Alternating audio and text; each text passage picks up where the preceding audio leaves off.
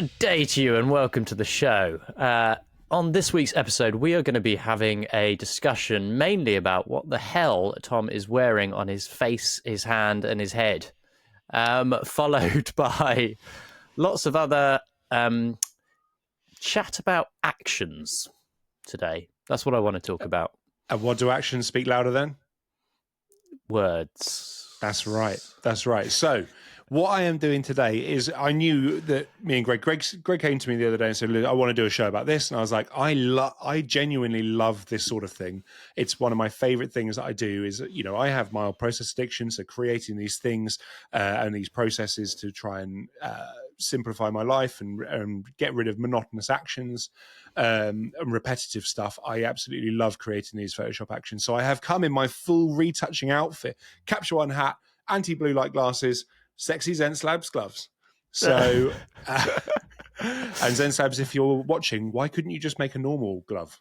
Why does it have to be like this? I don't understand. Anyway, so I'm going to take that off now because the joke's kind of done. But you took that off so quick. I wasn't even wearing it, Greg. It's like a magician's trick. Well, you should see the glasses come off. Look at that. Boom. Normal me in the room. If you are listening to this, you are missing a trick. You are. This is definitely requiring some visual cues. But anyway, for our listeners, Tom was wearing what can only be described as a kind of almost retouch fancy dress. Yeah, but it almost looks like a mid 90s kind of MTV backing dancer glove suit. I just feel like I've got like a Wayne's World vibe going on here. Oh, now you have. Yeah, right. See? So party on, Greg. And who does that make me? Do I have to be Garth, or whatever his name is? I mean, I'd be Garth with the glasses. No, I'd be Wayne with the glasses. Yeah. But you like red rope licorice, to be fair. So party on, dude. We can't do extreme close-ups. So let's get talking about it because you want to know some stuff, right? Yeah. So basically, I was tiddling along the other day, doing some admin, and I basically realized I am useless with Photoshop actions. I have like one or two that I use regularly, one of which is so quite often I will screen grab shots and build folders full of images for inspiration. So I've got several folders on my computer that then sync out to my iPad and my phone, and I will update them regularly with like images kind of within various genres of photography that I can then build mood boards, normally just for myself from ahead of assignments.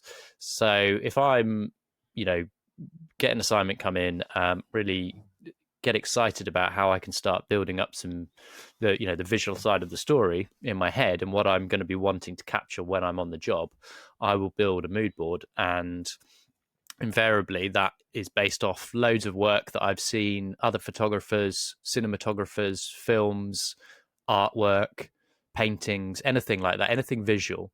So there's, for me, I like to collate all of those images as I go along and then put them all in these folders. And then I build mood boards in, I've started using the app on the iPad, which escapes me right now, but we've talked about it before on the podcast. Eagle? No, not Eagle. It's the other one that they have, which Freeform. Oh, right. Which is really great. If you've got an iPad and you've got like an Apple Pencil, you basically can build this kind of ever-expanding board of images, and you can annotate it, and you can, use the pencil to write on it and whatever, and you can put sticky notes on.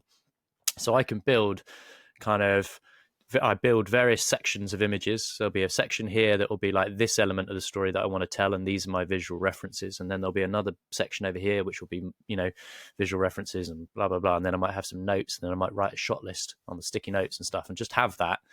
And I can access that on my phone and my iPad kind of out in the field. It's just well, when you're in it, you literally just drag around a couple of fingers and just drag around, right? Zoom in, zoom out. If I'm there and I'm feeling a bit kind of stuck, I can reference that board and be like, that's something I'd like to try and get something in that vein. So let's start searching for that image. So that's a very long-winded way of saying that I have a Photoshop action. and it's a very simple action, but it takes the screen grabs, converts them into JPEGs, and then spits them out, and then I can then organize them into a folder. And that is, apart from that and maybe the odd Photoshop action, which I've kind of downloaded, or as very simple resizing type action, I am pretty useless at using them. And partly that's because of not having deep dived ever into understanding how they work in terms of this, when I've done it in the past, you sometimes come up with these things and then the whole action stops because it's like you've put in the wrong command or something. So I kind of wanted to talk through, because I know you're a man of action and a man who loves his actions. So I wanted to see what your favorite ones were and any tips that you've got on it for our listeners.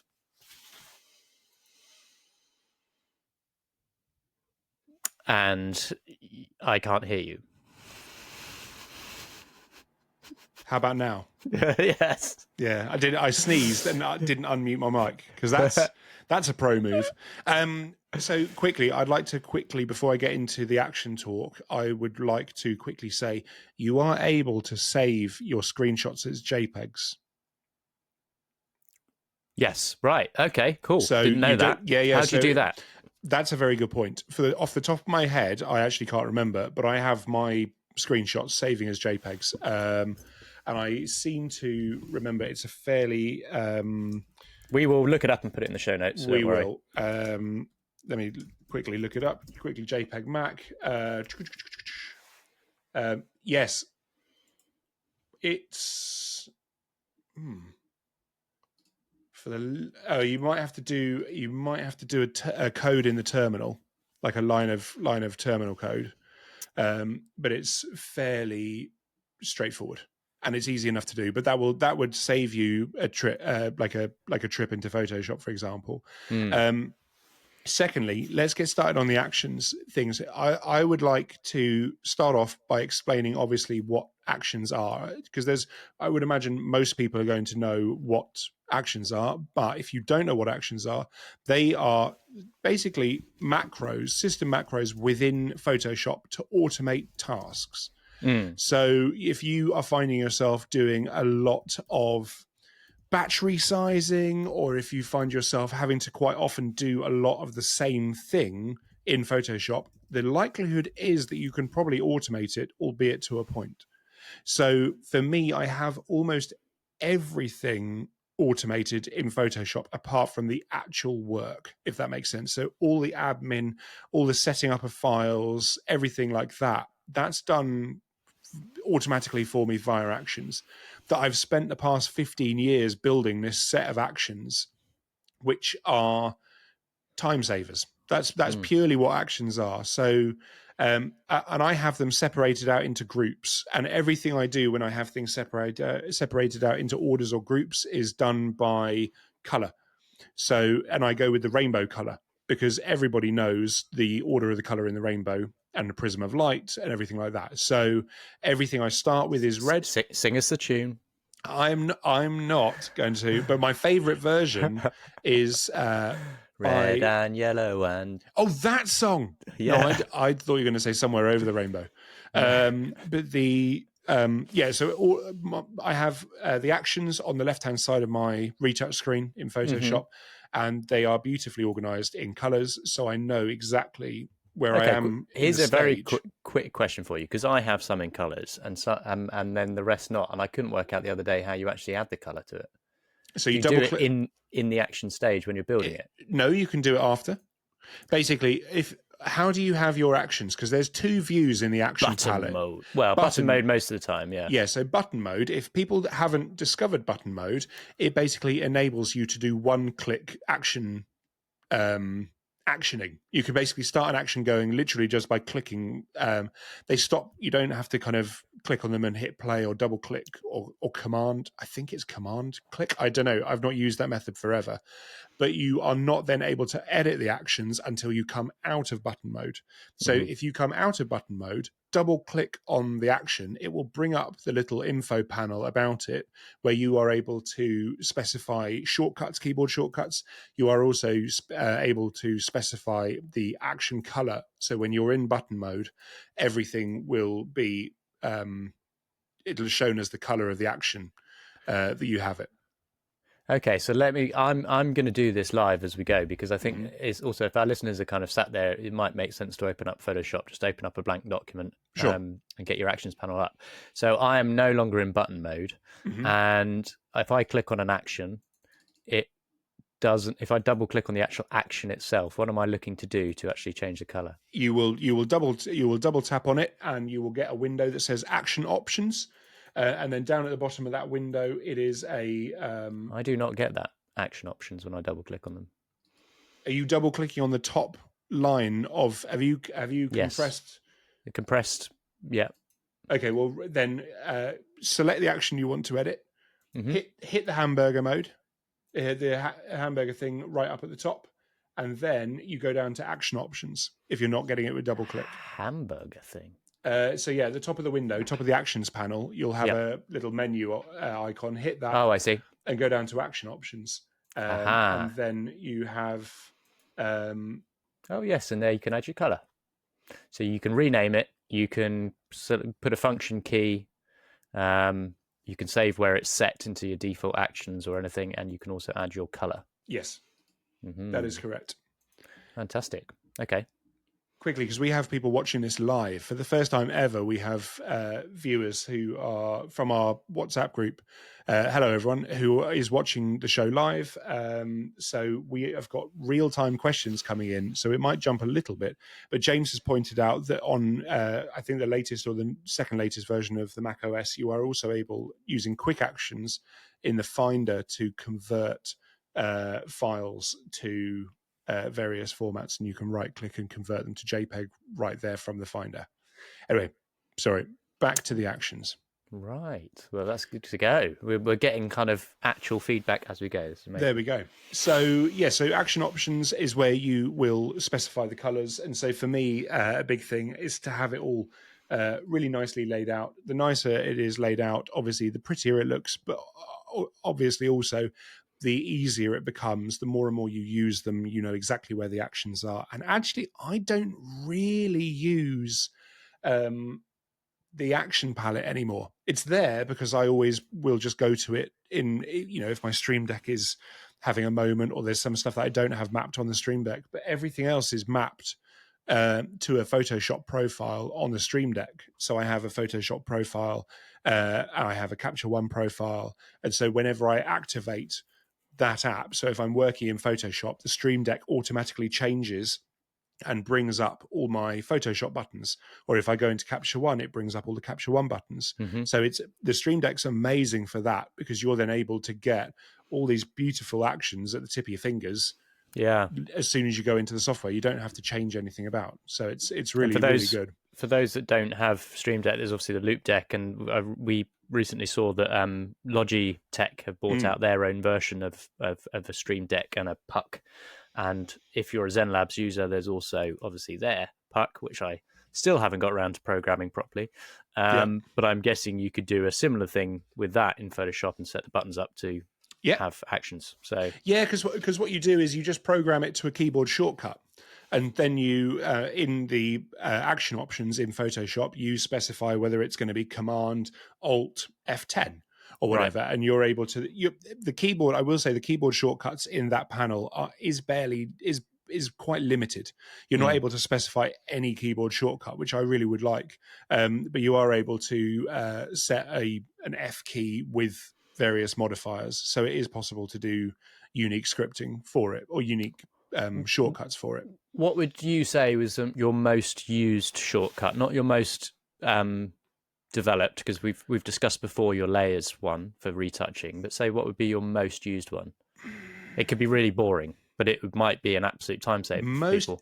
Most used ones are actually probably the most basic, Yeah, that's and what I mean. that is my dodge and burn selection buttons. Right. And so I have the buttons here, bottom left of the Stream Deck, and it is dodge and burn layer, dodge and burn layer, burn. And so what that does is I can literally flick. I set the flow of the brush to 10 or 5%, the opacity to 100, and then I am flicking between those layers, painting and dodging as I, dodging and burning as I go, but I'm able to just flick between the two, and it keeps the brush settings. Right. Okay. So, and So you're literally selecting that layer effectively with yeah, that action. that's exactly it. That's all I'm doing. I'm selecting the dodge masking layer. Yeah. So to backtrack very quickly for listeners who aren't familiar with this, because it might not be people who are familiar with this technique for dodging and burning. This isn't using the dodge and burn tool. What this is using is actually creating a masked layer and using the curves to create a dodged version, i.e. a kind of overexposed by half a stop or a stop, and then a burned version, which you pull the curve down and create an underexposed version of half stop, whatever you want to do. And you have those as two different masks, and then you fill them so that they no longer show on the image. And then obviously you can paint in the sections that you either want to dodge or paint in the sections you want to burn. Oh, sorry, it's just that not everyone will use that. That's exactly right. And it's a really good way. And the reason I use curves is because it's just always adjustable.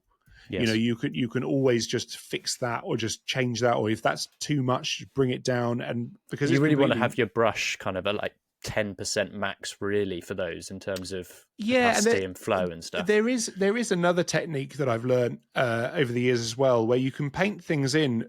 If you do a move in a single stroke, so you put your pen on the tablet and you do a big stroke and you just keep painting without lifting it up, and then you hit Shift Command F, that will bring up the fade dialog box, and that's amazing. Because then you can go, okay, well, I know that I want to lighten that whole area, but I don't know how much by. Right. So, you paint it in at 100%, all in one stroke. That's the important bit. You hit Shift Command F, it brings up the thing, and then you're able to move the opacity up and down by holding Shift and up and down. It'll move the opacity on the slider. It'll affect the fade at 10% at a time. And so the fade act in the same way as opacity would? Yes. So basically it reduces the effect of what you've just done. So if you go, okay, well, I'm going to have a fade of 30%. Oh, no, that looks a bit, I might go up to 40%.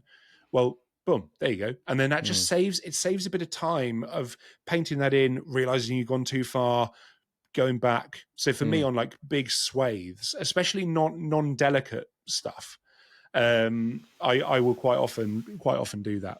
I did also see a video. I tend to build it in layers, so which takes longer, but basically having a very low setting on the brush and slowly dodging and burning it. And again, not to say something really obvious, but for anyone who's listening who doesn't understand dodging and burning as in itself as a concept, obviously this comes from back in the day when you were working in a dark room. The technique you would have used often involved things that look like little clouds on pieces of wire, and you would use it to block the light in certain areas so that some areas got less light, and also then the opposite of that, of allowing light to hit certain areas by shading everything else in the image. And by doing that, you could create more contrast and more depth in an image. So obviously in Photoshop, that's dodging and burning is taken from that technique. Yeah. That's where the name comes from. And you'd think, right, that burn would mean more light, but it doesn't, because obviously they were working on negatives. So dodging obviously makes things brighter, burn makes things darker. So in case anyone was ever wondering about that. So I think those are probably my most used actions, and they're the most basic. And the reason that my actions work like this is that we've talked about this on the show before. I have a TIFF file that I am able to load. I've created a custom script which will strip out the layers from that TIFF file and load them into whatever documents I have open in Photoshop. So if I'm working on 7 or 8 files, I'm able to just hit a button on the Stream Deck, have the script run, and then bring all the layers from my TIFF file into there. And the TIFF file has, a very nice organized set of groups, layers, and empty layers with blend ifs. And everything is basically set up exactly how I like to work. And I just work through the layers as I go. So I have a skin, like a skin shine fix, which is a cool layer because it's a empty layer set to a certain opacity and blend mode. either hard or soft light at about 20%. And then all you do with that one is you get your brush tool, and you've got a bit of skin shine here. Well, you select the area, like a darker area around the skin shine, and just paint over the skin shine. Now, it won't remove it altogether because that's not what you want, but it will soften and blend the area of shine, because it's then only affecting the highlight within that range because of how you have the layer set up. So there's loads of really interesting things like that I have set up in the layers, and especially blend ifs. Now, if you're not familiar with blend ifs, blend if is a way of having one layer only affect a certain tonal range on the layers below. So if I quite often will have a blend if, and I want to, maybe boost a bit of highlight on some skin. So I will paint in the area, and here's a tip. I'll give this away because actually this is a genius tip. On my blend ifs, so I have, not only do I have the blend if kind of mode already kind of not programmed in, but I have on the Stream Deck, here it says blend if high 1, high 2, high 3, and they select different tonal ranges in the highlight section. And then I also have blend if shadow 1, 2, and 3 as well. And so shadow 1, the very deepest, shadow 2, more shadow 3 creeping towards the midtones, and it's the same with the highlights.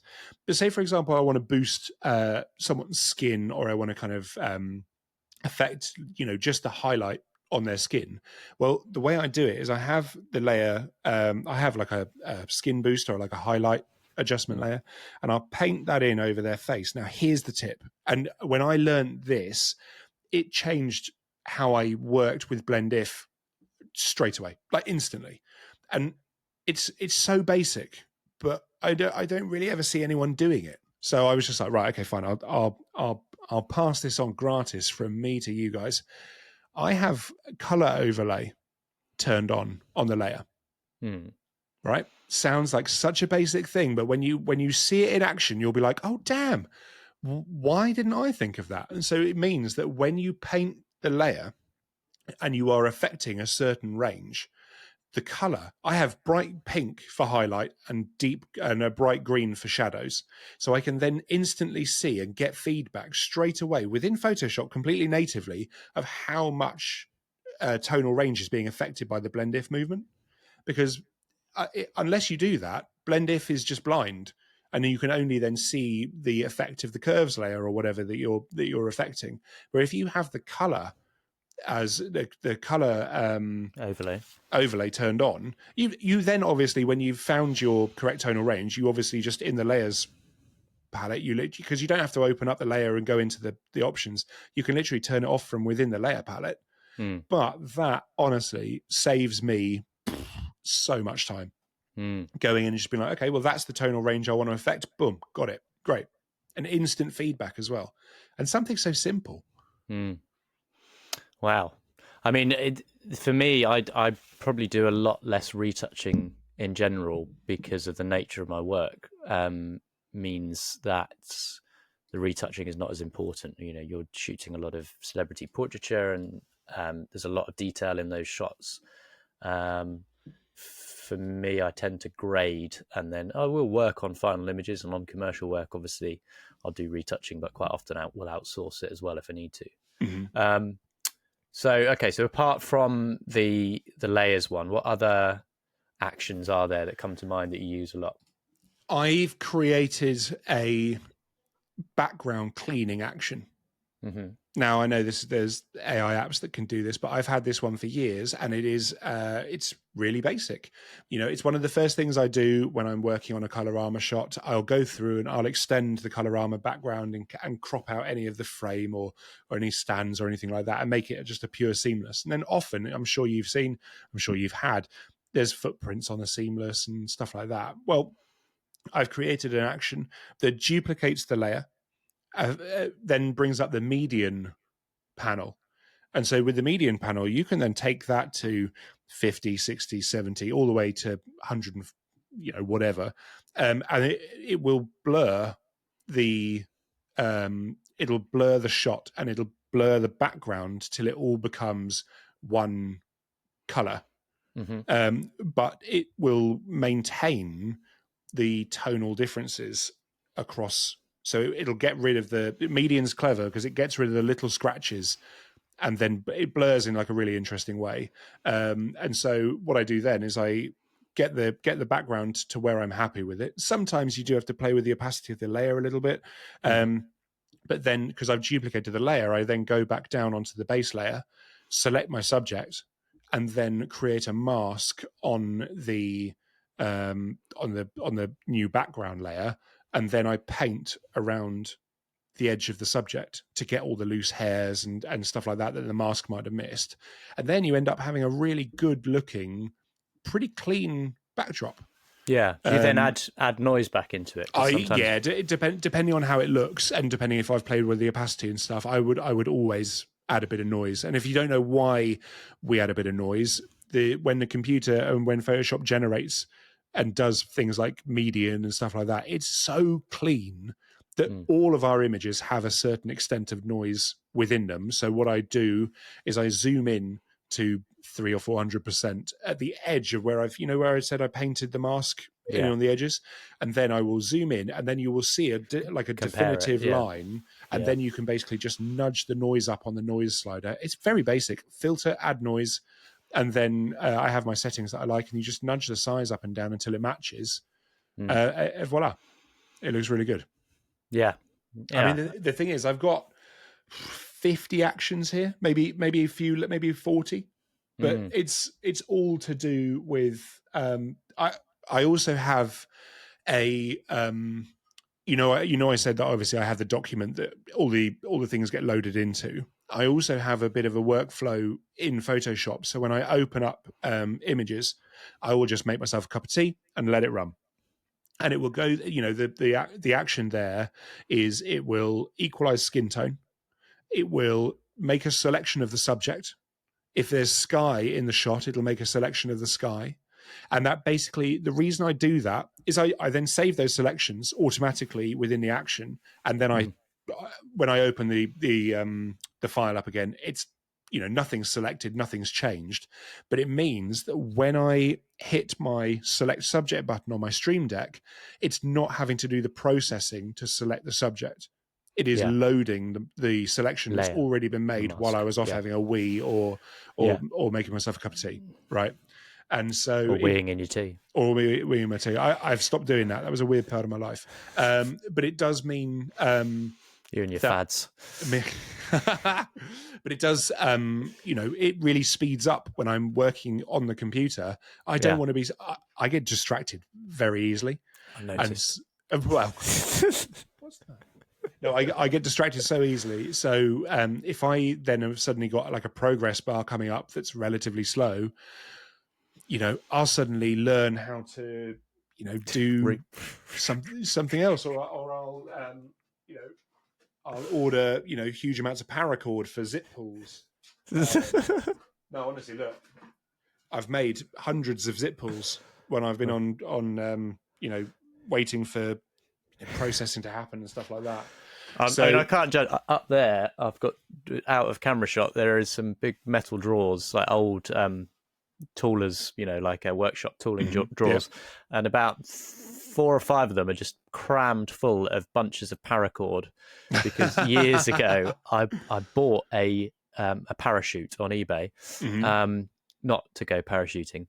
I bought it as a backdrop, and it arrived. It was a big NATO parachute. It's like, oh, this is going to be amazing. And I realized that the material they make it with, it has this really horrible kind of synthetic-y shine to it. And actually it makes not for a great backdrop. So in order to save that, I ended up cutting off all of the paracord string. So now it's a very useless parachute and no one would ever want to use. It's got no string attached to it. But they've got bunches of the stuff in there. And you'd be surprised at how useful it is. Yeah. I was working with an assistant out in Poland. What's up, Seb? And we had this. I was like, "Oh, how are we going to get this?" And he goes, "Don't worry." And I was like, "Oh, yeah, I've got it too." And both me and him travel with just a couple of meters of just loose paracord in the tool bag, and then we were able to suspend a sandbag down through a gap which I don't think we would have been able to do any other way had we not had the paracord. It's really useful. It's really useful having a grip kit. Yeah, definitely. Yeah, but 550 is the one you want, right? Well, yeah, you want something with good tensile strength because you can use comms cable, which is pretty strong, I think. And actually, fishing wire is another thing that's quite useful to have. Yeah. Because if you get fishing wire that can hold a certain weight, it's obviously pretty invisible, so it's quite easy to retouch if you need to, like, we've used that before with props on set where you kind of need to have something dangling in without, or I've had it where I've needed to have somebody's tie flying off, but obviously just kind of trying to, if you've ever tried, it'd be quite niche if anyone has tried to do this, but if you've ever tried to make a tie look like it's flying in the wind, it tends just to go. So what you really want to do is actually just like have it statically hanging from a piece of fishing wire. Yep. Very sensible. Very sensible. Yeah. Anyway. So yeah, that's basically my, I guess, my favorite part of the actions. I've got honestly, I've got so many though. So what I have issues with actions is the saving process. Right. I know exactly what you're going to say, and I don't mean to talk over you, but I can fix this for you. So outline your problem, and I will be able to fix it. Well, I'm just going to set up a test action. Actually, no, that's not going to work. What I need to do is run. So if I run a batch action, because that's when it becomes really, when you've got like a whole load, that's when actions really come into their own as well, when you've got a whole load of images where you just need the same monotonous thing done. And it brings up the window. So you've got your play section of that, your source section, the destination folder section. And quite often, then there's all the tick boxes for override action open commands. Now, see, Greg, you're doing an action that I wouldn't do. So I would actually use image processor. Right. So where would you find that? So here's the thing, right? Image processor is brilliant because and most people don't seem to know about it. So you go to File, down to Scripts, and then it is the first option in Scripts, and Image Processor comes up. And so select the images to process, and you can go to use open images or whatever. Save in same location, save to a different folder, save as JPEG. Now resize to fit. Now, I think a lot of people, when they resize images, resize to very, very specific resolutions that might not necessarily work on every image. And so fit image is actually what I would really recommend to using to resize images rather than image size. Right. And so there's a lot of things that what people does it do? Resize to fit what? So fit image. Say, for example, you want an image, you've got an 8,000 pixel image and you want it to go down to 4,000 on the longest edge, right? And you want it to work for horizontal and portrait orientation images, right? Right, yes. Which is a really important thing. You want it to work across everything. So you then go into image processor, save as JPEG, resize to fit, or you can use the fit image command, which is in I haven't got an image open. Let me open up an image quickly and I'll be able to find it. It is in, so this is quite good. So basically in here you've got one is select images to process. You can use open images or you can select a folder.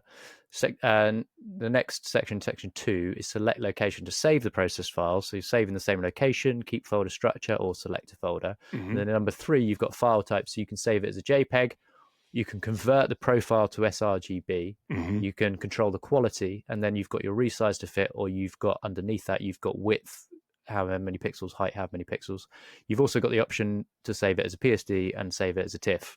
And then in section 4, you've got preferences to run action, default actions, add copyright info, and include ICC profiles. So actually, I've never used image processor. So for me, this is a bit of a revelation because that is basically effectively exactly what I want to do without any of the faffing around of creating an action. Yeah.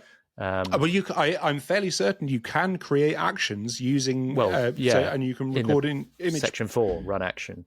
So, but it's honestly, so it's really helpful for me. Actually, I don't know if you can program image processor into actions. I don't know. So all of my image processing goes out of Capture One. because the way my retouch works is I am working on underlying TIFFs that then come back into Capture One for things like film grain, and a little bit of my kind of magic sauce and all that kind of malarkey. But can I just quickly talk about the fit image Yeah. thing and why I think it's better than image size? Hmm. Fit image, say for example you want your image to be 3000 pixels on the longest edge. Well, you resize to fit, and in that you put width 4000, height width 3000, height 3000, and then that will basically always then make sure the portrait images are 3000 pixels tall and the horizontal images are 3000 pixels wide, and so it will always then resize the longest edge. And so it's a great way of batch resizing or batch exporting and things like that. And then obviously you're able to, because I'm not expecting that everyone is going to run my kind of, uh, after post-production workflow. I guess it's part of the post-production, but I have a workflow, which we talked about the other day, which you kind of went, whoa, about the exporting, resizing. Yeah. That's a bit more complicated. I don't really want to go into it on here because I don't want to confuse people. But the image processor is a great tool to use. It's really straightforward. You either use the open images, you can select a folder, you can select whether you want it the same destination as the previous folder. And it's great if you need to process out at the end of a job, high-res TIFF files or high-res JPEG files. That's a great way of doing it. And so, I would always really recommend image processor over trying to do batch save commands within Actions, because Actions can fall over quite easily. And so I'd like to talk about a tip that I learned, and it's a one key press that meant that I was able to create a load of actions that then really worked. Hmm. And it's the letter D. Okay. So when I'm creating actions, I will reset. I'll do a lot of extra steps that feel at the time like, why on earth would you do these? But you have to remember that every time the action runs, it inherits the state of whatever you're working on. So it inherits the state of however Photoshop is set up whilst you're working in it. So what you want to do is you want to make these really foolproof. So D resets your palettes. Yeah. Okay. Right. Yeah. And so it means that black is black and white is white. Mm-hmm. So it means that whenever you are then creating a layer mask, or you are selecting a brush and you are, you're going to paint white onto a black mask, that the mask is going to be black, the brush can then be white, because then you can specify, D and X are super, super useful if you do a lot of like masking, painting, brush work, anything like that. D resets the palettes, X then swaps the palettes over. So it's honestly those two keystrokes are amazing. While we're talking about amazing keystrokes, if you are doing a lot of brush work, and we've talked about this before, and people in the group lost their minds over it, Control and Option. When you are working with a brush, for example, Control and Option, and then you move your cursor right, makes the brush bigger. You move it left, it makes it smaller. You move it up, makes it softer. You move it down, it makes it harder. So you're then able to create and do so much really nice brushwork just by having your fingers on Control Option, moving with the pen or the tablet, however you like to do it. And I've started trying to train myself to use pen or tablet sensitivity.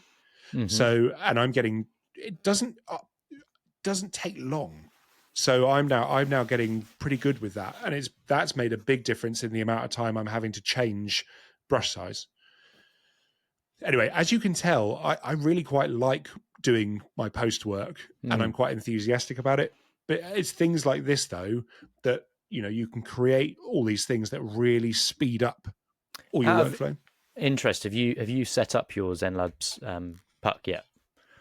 If I'm honest, I haven't, and one of the reasons is I don't really know what I'm going to use it for. Yeah, and because you already have a Stream Deck, that does. Yeah, and I have the Stream Deck, and also I've lived in Photoshop now for like 18, 19 years, so I know all the keyboard shortcuts off by heart. And if you are thinking, oh wow, that sounds like a lot, well, you don't need to know all the shortcuts. There are, however, a few shortcuts that will, make your life infinitely easier. But I do have the puck set up for Resolve actually, so okay. I can scroll through and either jog or scroll through the footage. Yeah. What shortcuts then are you kind of, again, ones that you think are your biggest time savers? The brush one, the D, the X, and then everything is set up.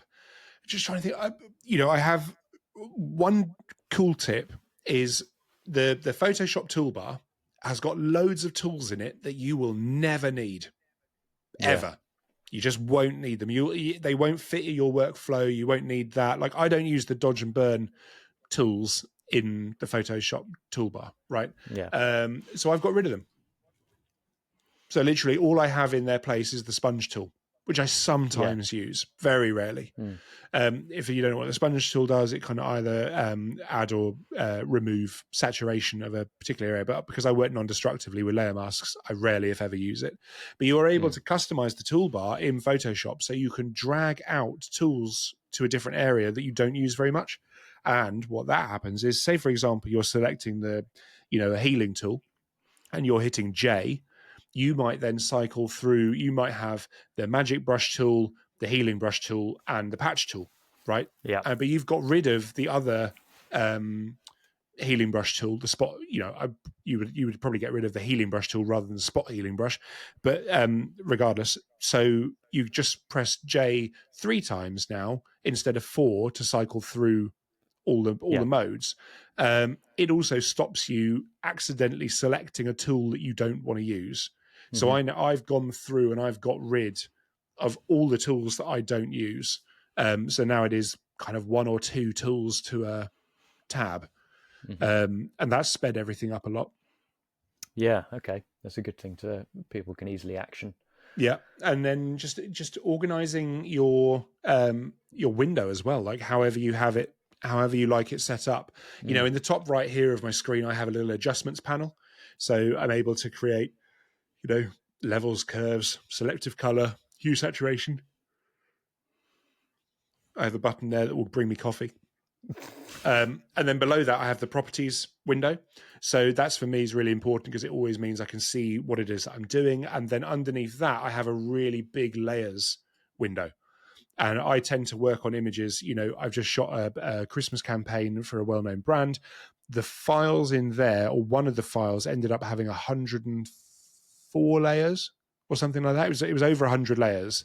So having a really tall layers palette is quite nice because it means that I can just see more, obviously, of the layers that I need to be affecting. Then at the bottom here, I've got the histogram. I have a little window, and in that window I have notes and histogram. So as and when I'm working with external retouchers, I use the notes feature, which is, if you want to hit it, I think it's I to or is it N? I can't remember. I'm in the wrong program. So it's I, cycle through I, and it'll get you to the notes feature, and then you can click anywhere on the image to add a note.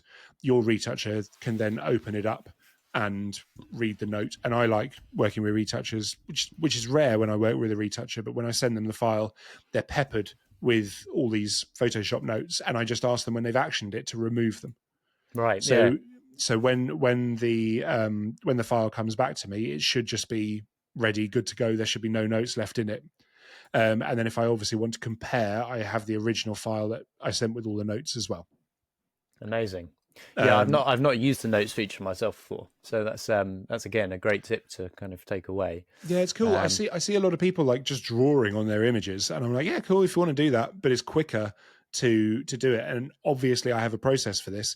I have a sub folder within my Photoshop Stream Deck profile that is just called Notes.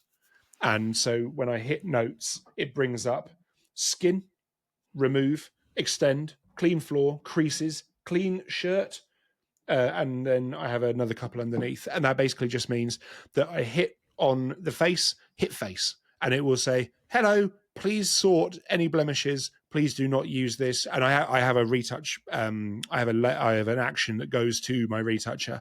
And so I'm really specific about what layers they can and can't work on, because obviously my workflow is quite specific. And then obviously, remove it says, please remove this. It just basically makes it all my ability to be polite within the file, because that's obviously being polite is, believe it or not, quite a big thing for me. And if I'm working with someone that I rarely speak to, it would be nice for them not to just see the word remove. Yeah. So I always just say, please remove this. And then you please extend the side of the background out so I can't see any of the stands. Now, I don't have time to write that out every time, but I do have time to write it into a keyboard shortcut on a Stream Deck once and then repeat it loads. Yeah. So as you can tell, my workflow is basically set up around minimizing all of the repetitive stuff. I hate doing repetitive tasks. Yeah. So I very much, we've got these amazingly powerful machines. Put them to work. Put them to work. And if all of this is like totally on your level and you've understood literally everything I've said without getting lost, well, chat with ChatGPT and build custom scripts. So I've been building custom JSX files to be running really advanced scripting within Photoshop to basically just do some crazy powerful stuff that would take me a couple of hours to do if I was kind of be moving all these files around and doing all sorts of stuff. So the actions can be as simple as selecting a layer right all the way through to launching a JSX script and doing whatever you think Photoshop could do. You can basically program it. Yeah, that's amazingly powerful. I think for a lot of people, it's just kind of understanding the basics and then putting the time aside to actually set these things in motion so that you've got them kind of in your armory down the line. I think the important thing there is I didn't build this set of actions overnight. No. It has been built up, and it has had obviously different iterations, and things have been updated and changed and removed. But I've been working on that set of actions for like 15 years probably. Yeah. And so I think I've got actions in there, and I have loads of kind of like even just basic ones, when you're like converting to sRGB and you have to go up to edit, assign color profile or convert color profile. Well, just have that as an action. Record it once and then never have to worry about it again. So for me, there's like even just basic stuff in there that it's probably due for me to go through and do another run of just getting rid of stuff that I don't really use as much. Yeah. And maybe build some more. Well, I mean, if any of our listeners have actions which absolutely, have a massive impact on their kind of workflow and they want to share, then feel free to send them in or let us know what you use, because it would be interesting to hear from the community as to what kind of workflows they've put in place that really they think are game changing. Everyone has these little things that you might not even consider as being that, special, but actually that could impact impact the way that somebody else works. Oh, 100%. And it's all just personal preference as well. I'm sure there are going to be a few people who've switched off being like, oof, that sounds like a lot. And that it's not for you. It's totally fine. You can, if you are, if you're put off by actioning, it really isn't as hard as it sounds, but just spend an evening with it and just try and, my best tip, I think, for actioning is program it like you're programming it for a child, right? So reset everything. Like, say, for example, you want it to select a tool. Well, before you record the action, make sure you don't already have the tool you want selected. Because quite often I'll be working and I'll be like, oh, actually, I reckon I could create an action for this. And then I'll start recording the action and I'll be like, oh, why won't it select the brush tool? And I'll look over and be like, oh, right, the brush tool's already selected.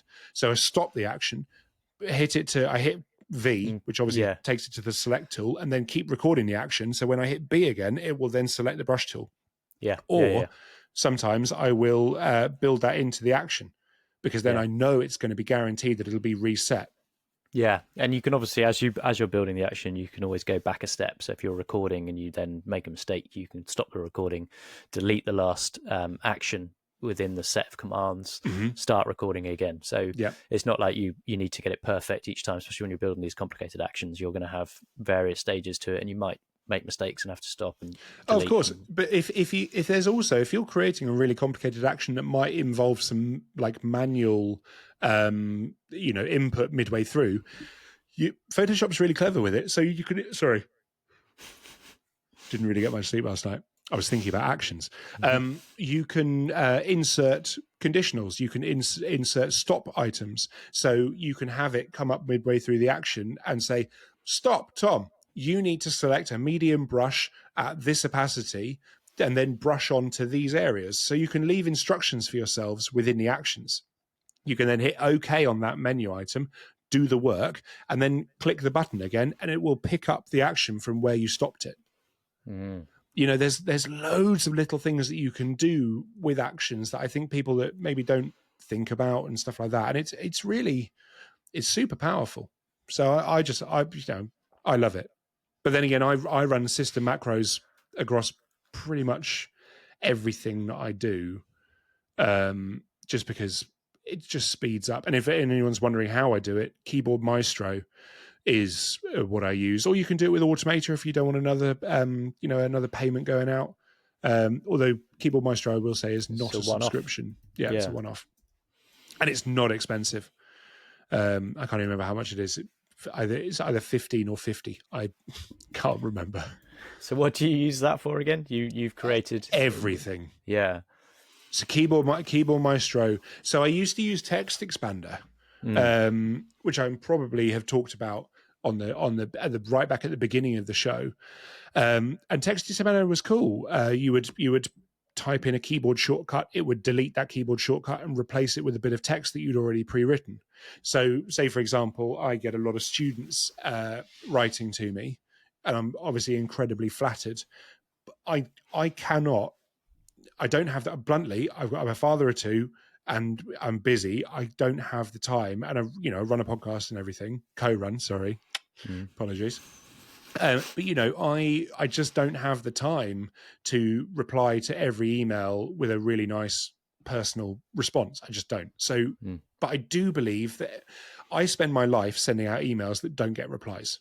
Right. So my mantra is, if somebody sends me an email, I will absolutely move heaven and earth to try and get them a response. And so when students email me, I say, thank you so much for reaching out.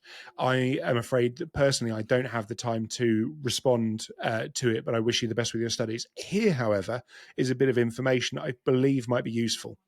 I started a podcast with my dashingly good-looking friend, Greg Fennell. Here is the link to it. We have done loads of episodes. This covers everything you could possibly want to know about being a modern photographer. There is also an FAQ on my website. There is a gear section on my website. There is a bio section. And I've written the bio, for example. I went through and collated 150 emails from students over the years, and I went through their most common questions and I answered them on my bio page. So they are able to get all the info they wanted, but I don't have time to go for a coffee with them.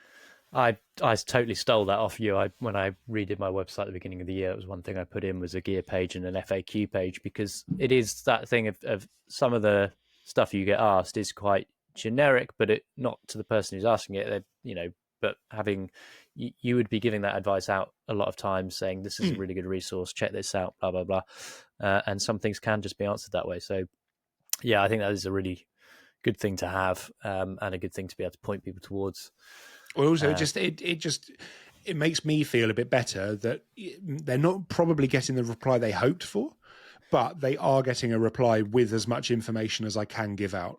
Yeah, and I think there will be a time in the future where people will be able to just, rather than have to listen to us waffle on, they'll just send these links to ChatGPT and be like, can you just go in and elicit all of the important bits from this show?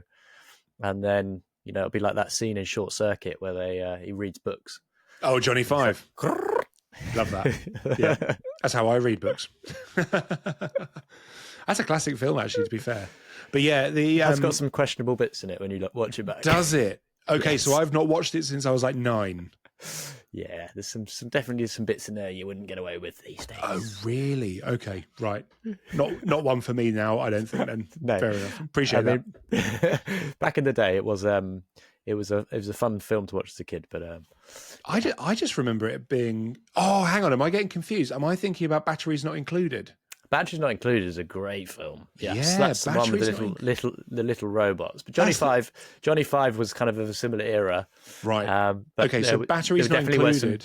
characters playing characters from different ethnicities that they probably shouldn't have been playing, Right. in quite comical ways, but in a way that's totally no longer acceptable. Right. So it was a bit tropey, was it? Yeah.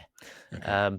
That's a shame. Bit of blackface and brownface going on, I think. Oh God, really? I do. So it's funny, isn't it? I don't remember that at all of that film. No, but then again, I didn't until I wasn't even aware of it. All I remember about that film out. is the speed of the book. So I don't actually know if I've seen the film. Maybe I just saw a clip of the books being read and then merged it in my mind with Batteries Not Included, because I did have the VHS of that.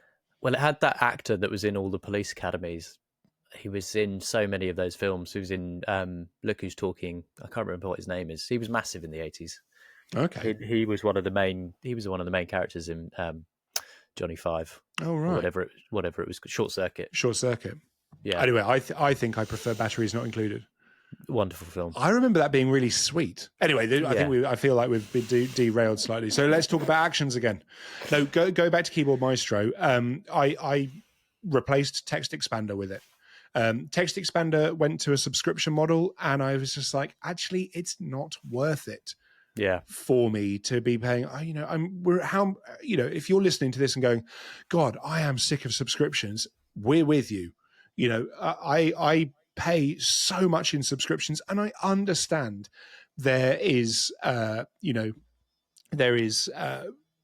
value added to a point, right? I'm very happy to pay a subscription to Capture One. I'm very happy to pay a subscription, not very happy, to Adobe for Photoshop. But the value I get back from those apps is crazy. I spend so much time in both Photoshop and Capture One that the monthly cost for me is null and void. But Text Expander, I don't see enough value back from that. Yeah. To justify the monthly expenditure. And so Keyboard Maestro, however, you can program text snippets. So you can basically just run Keyboard Maestro as Text Expander for a one-off payment. So it's for me it's great. It's great. Love it. Do everything with it. Can you dial in your shortcuts for Keyboard Maestro to do Stream Deck? Yeah, of course you can. Yeah. So I have loads of Keyboard Maestro stuff programmed in on my Stream Deck, which then launches quite serious AppleScript files or JSX files within Photoshop and stuff like that. And the system could I literally hit the button and just let it go, and then ping, a little notification comes up in the window up top right. It says, I'm guessing you have the larger version of the Stream Deck. Yes, I do. I do have the 15 button one. Right. Okay. Because I did get the small one, but I found myself cycling through it all the time. Yeah. And then I bought the large one, and it's, I would say, probably one of the most useful things I've ever bought. So I think, honestly, and talking about like value return, so you ROI, not value return, you return on your investment. That Stream Deck has paid for itself 1,000 times over in my productivity, as has the Keyboard Maestro subscription, as has the Capture One subscription. As I do realize that I am sat here wearing a Capture One hat, etc., and I'm now one of their official trainers. But honestly, I do genuinely believe that it's paid for itself loads of times over, because I use it so much and get so much value back from it. I think this is the problem again with the subscriptions. There's so many people that are like, it'll be this amount a year, and I'm like, it's not worth that to me. No. If I'm going to use it every day or every week, fine. But like, I had to do this job for this big Christmas campaign, which will be out on the billboards end of November, I think it is, coming out. And I had to shoot plates and then bring them together. Now, Photoshop didn't quite do what I needed it to, so I had to find another bit of software, and it was PTGUI. You use that? No. Okay, it's basically a panorama stitching tool, but it's like it's the mutt's nuts of panorama stitching tools, and it was 200 quid for the license. But that gives me, I only need it once. And the value added there was that saved me £200 of hassle and time by Yeah. doing a really good stitch on these files. So I was able to get straight onto the grading of them Yeah. rather than have to, worry about that. What's it called? PTUGI? No, PTGUI. GUI. Okay. Yeah. That's a really catchy name. Does it stand for anything? Putgui. Yeah, it's a lot, isn't it?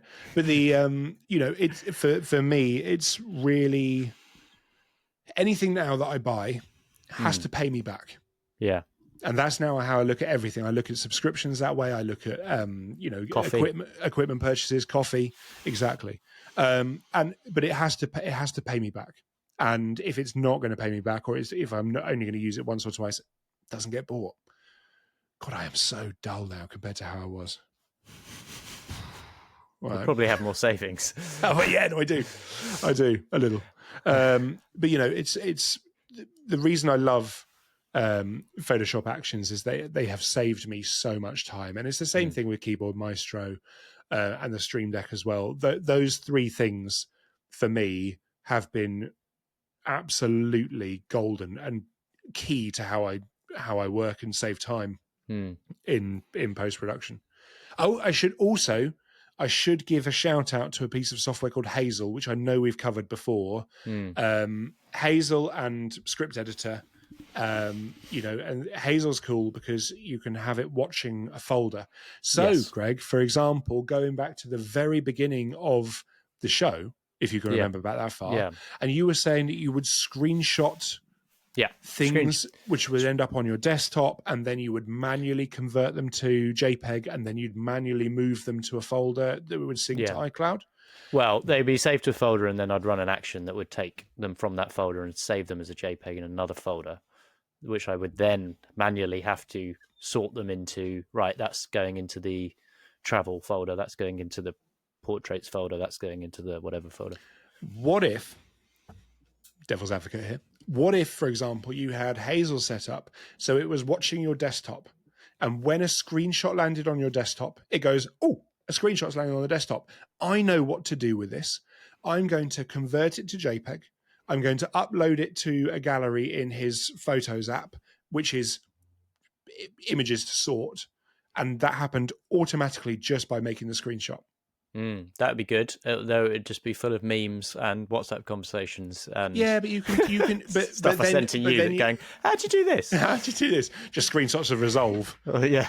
But you can do it that way, or you could have it, say, for example, you could have a folder on the desktop that is Hazel, and then you of the screenshots you want, you just drag them in there, and then it will run through the process automatically because you set up a stage of like a set of actions you want Hazel to do in the background, and then you can have it ping up with a little notification saying, "Congratulations, Greg, your file has been uploaded to your Photos app," and then you're then only selecting what goes there, and then you just need to go into Photos and manually sort it. There's so many things that you can automate. Not, however, everything should be automated. We were having a really interesting chat in the WhatsApp group earlier this week, and one of the members there was saying, well, I was saying, I use Notion to have all my documents out like this, and he goes, I just use a Finder. I just use a folder system. And I was like, yeah, that totally makes more sense than the system I've created because it's way simpler. Yeah. If I want to download my documents in bulk out of Notion, I have to export the page, and it just becomes a bit of a hassle. Yeah. So having them just saved on your cloud storage made way more sense. So yesterday, when I was having a cup of coffee, I just went through and exported them all out to the Finder. We have been having some chats in the WhatsApp group about Notion again, and it's something we've talked about before. It's something that we both use quite a bit. We still use it to run the show through, and we have various other things set up in there. As you said, some of which maybe is overcomplicating things, but other aspects of it I find fantastic for just kind of second brain stuff. And that's probably a topic we will revisit. That's a completely separate. It's a whole another episode. Yeah, that's a whole other episode. I would say more than one episode, but we can get to that. Has that answered all your questions about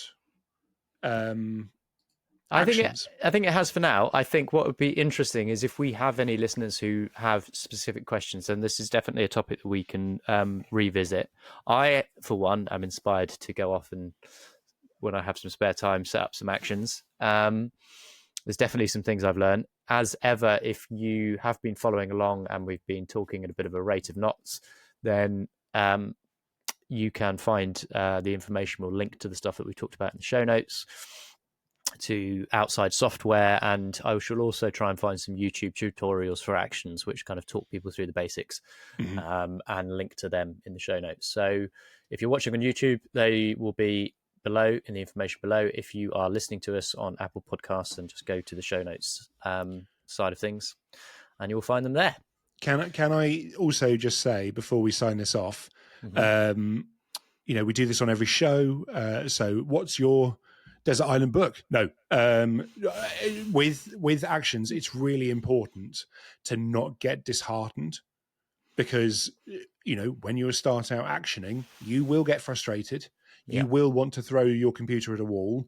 Just try and keep calm. Think about it super rationally and be like, what is the computer seeing? Not what are you seeing? What is Photoshop seeing? Why is this not working? Because, is it cannot find a file, or the tool is already selected, or stuff like that. And there's always something you can probably change. And then, when you've got to grips with it, the world's your oyster, and you can do all sorts. The first thing I'm going to do is actually go through and delete a lot of the actions that are already in there, or at least decolor code the ones I don't use and only color code the ones I do use regularly, because that in itself will immediately save you time just finding the bloody thing.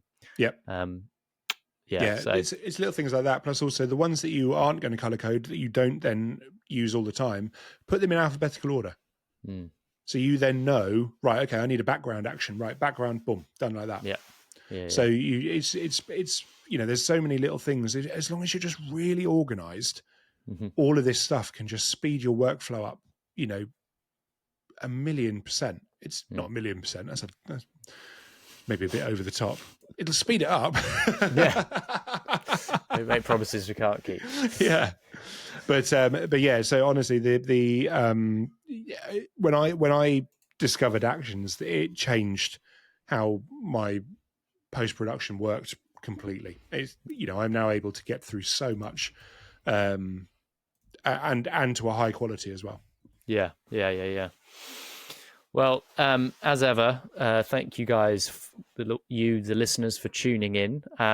We've done this. This was our first one that we did live to our Patreon audience. If you want to have to deal with us live, then you can by becoming a patron, which is Tom at www.patreon.com. Oh yeah, no, it's / patreon.com/exposed negative. Boom, boom, boom. And then if you want to find the show, we are exposednegative.com. We are at exposed negative on Instagram. We are at exposed negative on YouTube. And if you want to find us personally, Greg, we're X negative on Instagram. If you want to find us personally, we are. I am Greg Fennell, which is GregFunnell, and Tom is can be found at tombarnes.com. That's right, tombarnes.com, and the website as well.